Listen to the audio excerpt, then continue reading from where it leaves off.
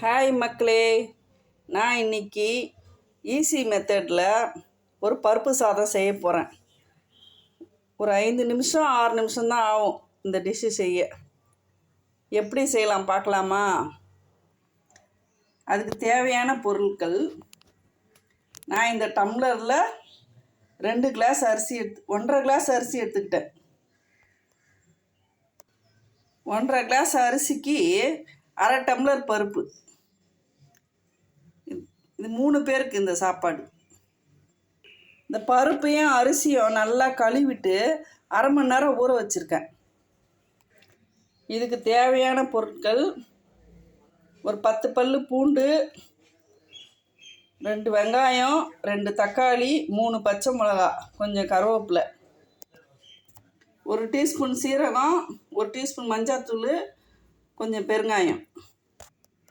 அடுப்பு பற்ற வச்சுப்போம். இது வெந்தயம், முளைக்கட்டிய வெந்தயம். நான் வீட்லேயே அது முளைக்கட்டை வச்சு காய வச்சு டப்பாவில் போட்டு வச்சுருப்பேன். அதுதான் எல்லாத்துக்கும் தாளிப்பேன். அது எப்படி செய்யுதுன்னு இன்னொரு நாள் ஒரு வீடியோ போடுறேன். ஒரு 50 கிராம் ஆயில் ஊற்றிட்டேன்.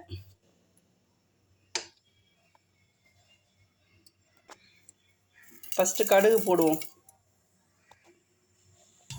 கடுகு பொரிஞ்சிருச்சு. அடுத்து சீரகம், அடுத்து வெந்தயம். வெந்தயம் கருகாமல் பார்த்துக்கணும். அடுத்து பூண்டு பல், அடுத்து பச்சை மிளகா, அடுத்து வெங்காயம்,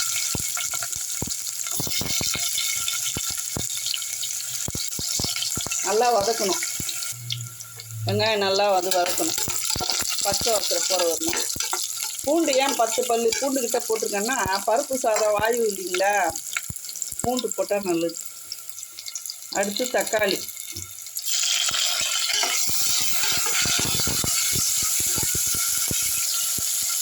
கருவேப்பிலை, மஞ்சப்பொடி, பெருங்காயம். பெருங்காயமும் கொஞ்சம் தூக்கலாகவே போடுங்க, நல்லா வாசனையாக மணக்கும்.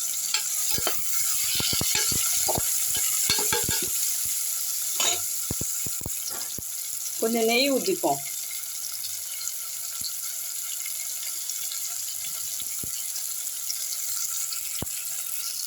நான் 1 டம்ளர் அரிசி, அரை டம்ளர் பருப்பு, மொத்தம் 1.5 டம்ளர் ஆச்சா. அதுக்கு 3 டம்ளர் வைப்பாங்க. நான் 4 டம்ளர் வைப்பேன். ஏன்னா பருப்பு சாதம்ன்றதுனால கொஞ்சம் குழம்பு இருந்தால் டேஸ்ட் நல்லாயிருக்கும்.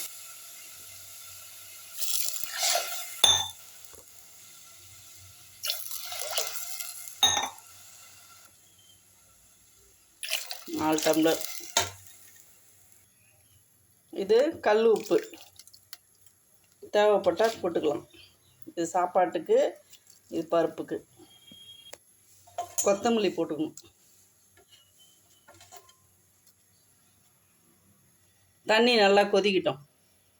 இது பச்சை பருப்புங்க, கொஞ்சோண்டு ஊற வச்சுருக்கேன், ஒரு 2 டீஸ்பூன் அளவு. அதை நான் வீடியோவில் காட்ட மறந்துட்டேன். நல்லா வடிகட்டி வச்சுக்கிறேன் அரிசியை. 1 டீஸ்பூன் குழம்பு மிளகாத்தூள் எண்ணெயிலே போடணும், நான் மறந்துட்டேன்.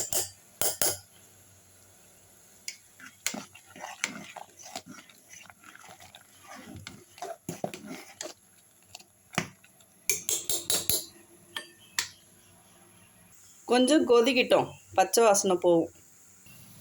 இப்போ தண்ணி வடிய விட்டுருக்குற அரிசியும் பருப்பையும் எடுத்து கொட்டிடுவோம்.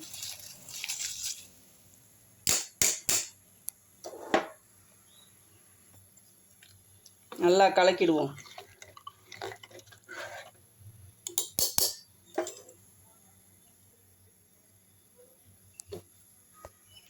இந்த சாப்பாடு பார்த்திங்கன்னா, இந்த ரெசிபி வேலைக்கு போகிறவங்களுக்கு ரொம்ப யூஸ்ஃபுல்லாக இருக்கும். பார்க்குறதுக்கு தான் லென்த்தாக தெரியுது, ரொம்ப ஈஸிங்க செய்கிறது. ஒரு 5 நிமிஷம் 6 நிமிஷத்தில் செஞ்சிடலாம், நல்ல குக்கர் இருந்ததுன்னா. குக்கரை மூடிடுவோம். இது 2 விசில் விட்டுட்டு சிம்மில் வச்சுட்டு 5 நிமிஷம் கழித்து கேஸ் ஆஃப் பண்ணிடணும். விசில் வந்தாலும் வரலனாலும் சூப்பராக வரும் பாருங்கள் இந்த பக்குவத்தில்.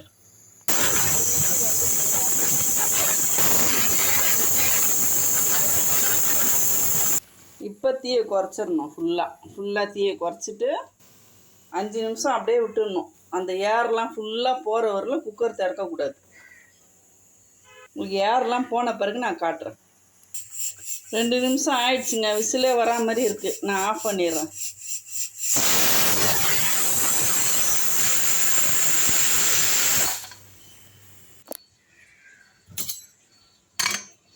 ஏர் ஃபுல்லாக இல்லைங்க.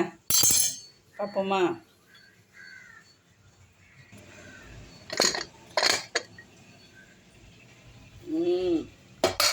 டாடாடாடாடா சூப்பராக வந்திருக்கு.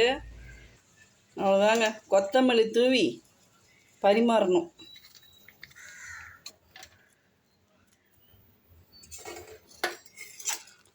தண்ணிலாம் எவ்வளோ பக்குவமாக கரெக்டாக வந்திருக்கு பார்த்தீங்களா? ஜூஸியாகவும் இருக்குது அதே சமயம். இதுக்கு சைடிஷாக சாம்பார் சாதம்னு கிடையாது. பருப்பு சாதம் எல்லாருமே செய்வாங்க. ஆனால் இந்த மெத்தடில் ஒரு முறை நீங்கள் ட்ரை பண்ணி பாருங்கள். ரொம்ப சூப்பராக இருக்கும். சைடிஷாக வந்து உருளைக்கிழங்கு வறுவல், அப்பளம், ஏன் இன்னும் இல்லைன்னா வத்தல் கூட வச்சு சாப்பிட்லாங்க.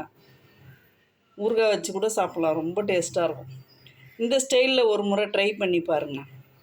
வீடியோ பிடிச்சிருந்தா லைக் பண்ணுங்கள், ஷேர் பண்ணுங்கள். தேங்க்யூ.